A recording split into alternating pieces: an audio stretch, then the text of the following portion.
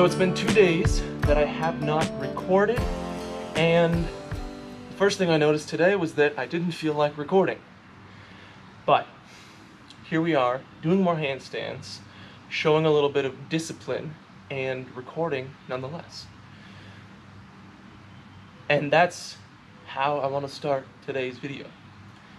Nothing good will come of a low effort situation that you give up on.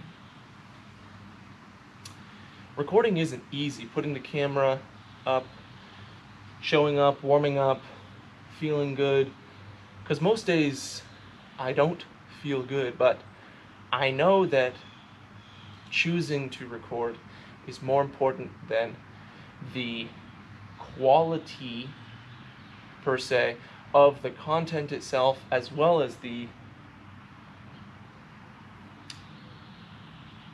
actual stuff that I'm talking about.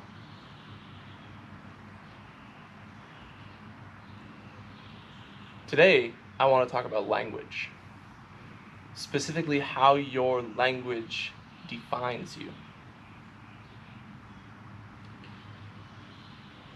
Language is a part of everything we do.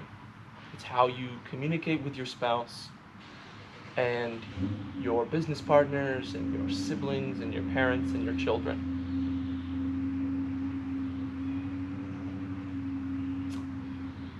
Language is the way that we negotiate with good and bad people.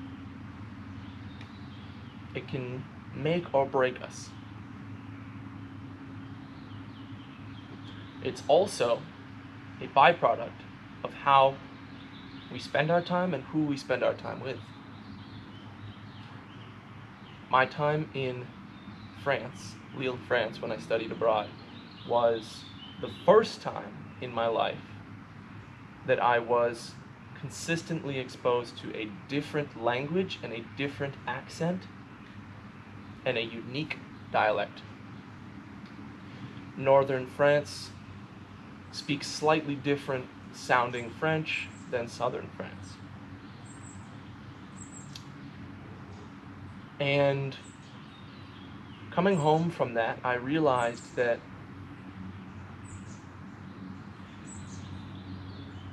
I was hopeless and helpless if I didn't learn how to speak the language of the people there. I was the minority, and unless I adapted to the environment, which included learning the language, I was unable to get what I wanted, communicate my ideas specifically or with clarity. And at first, that seems like a very scary situation to be in, because you end up embarrassed, you end up failing a lot, and you end up making a lot of mistakes.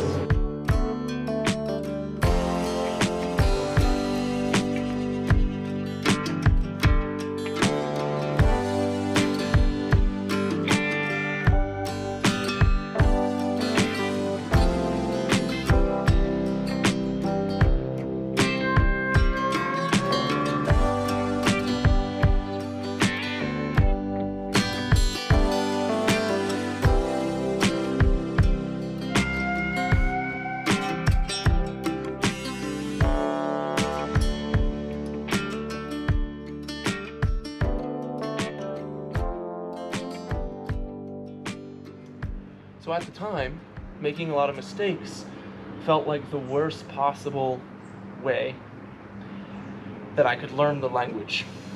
I wished that there was a better way, an easier way, a less painful way to learn the language. But there wasn't, and I continued to stumble and trip, make mistakes, and I learned. Slowly I learned. And then my time there was over. I returned to the US as a student who had studied abroad, and I continued at the school that I started at, and as time passed, I realized that I wasn't able to learn as quickly as I wanted.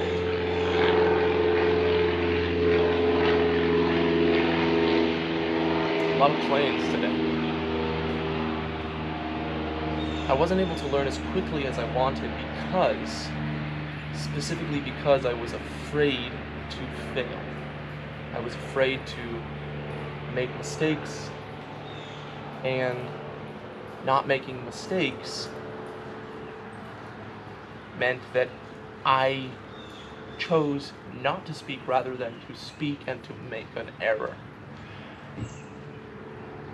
Now, years later, I regret not failing and making more mistakes. So the lesson in the story is that language is everything. And in certain situations, it can literally be everything. The defining boundary between, a life that is possible and impossible. In that situation as a student, I needed to learn the language to pass my classes, to make friends, to buy food, and to stay safe on city streets. And I did those things to an extent, but now, years later, I have severely dropped in my ability to speak, not only because I don't get practice, but because I didn't make an effort at the time to my maximum ability. I did not try my best. I allowed fear and discomfort and pain and judgment and embarrassment to be reasons that I didn't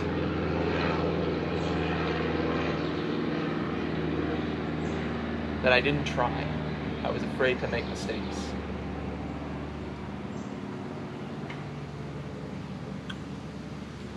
So I want you to think about for a minute the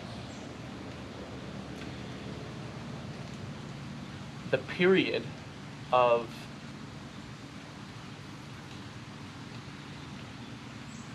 doing something, taking action in how you speak and how you live, and then whatever amount of time it takes for you to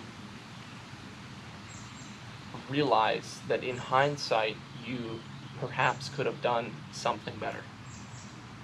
And my theory here is that it all starts with language. It all begins with how you talk to yourself and how you use language every day to live, to define who you are, to define your boundaries, your comfort zone, your abilities, your fears, your beliefs and values. Because if today you are complaining that it's raining, and you continue to allow language to make you feel a certain way and accept that you feel a certain way because of some external control factor, years will pass and you will feel more reactive, and you will feel more controlled by external circumstances, until you either realize that you are being controlled by external circumstances, or you don't realize and your language continues to cage you, to keep you in a place of complete helplessness, really.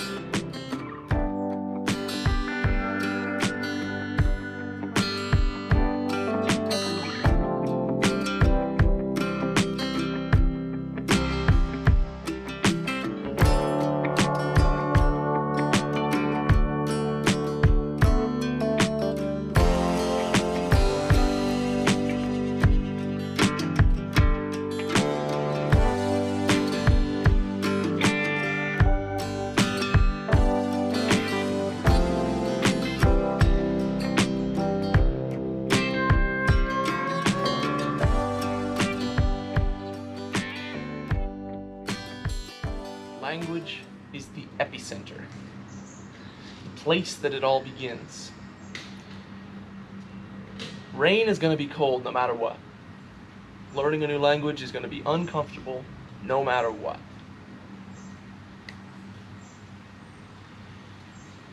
But if you are brave enough to speak to yourself in a tone that allows you to be, that allows failure, that allows more possibilities than the immediate reaction to an external circumstance. Rain equals sadness and depress, to depress. And learning a new language means alone, it means fear, it means embarrassment, failure. I didn't have the language capabilities that I do now in terms of self-talk.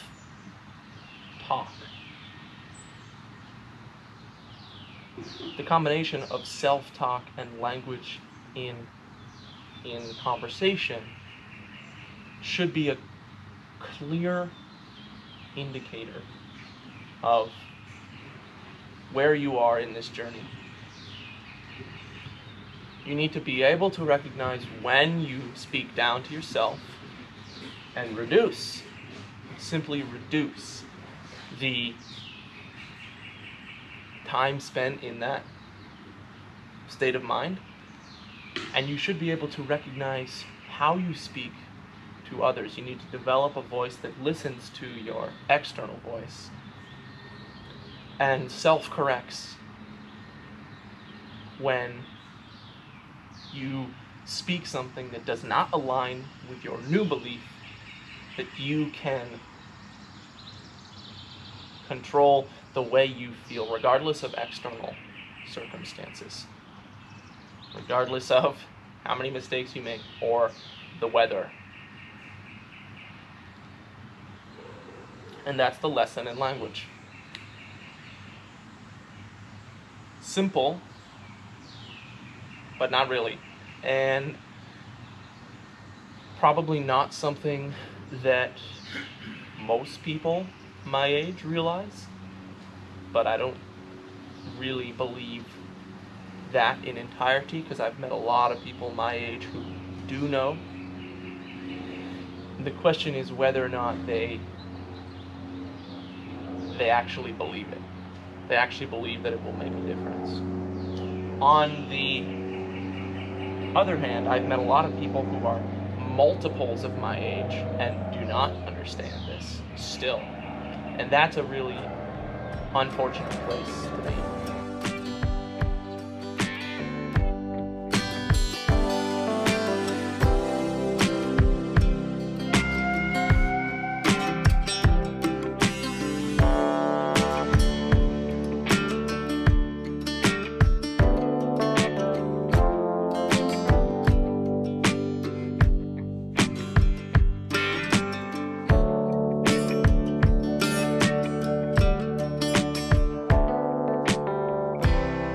So we'll call it there.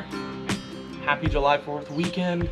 I hope everybody got outside and enjoyed the time together and with family.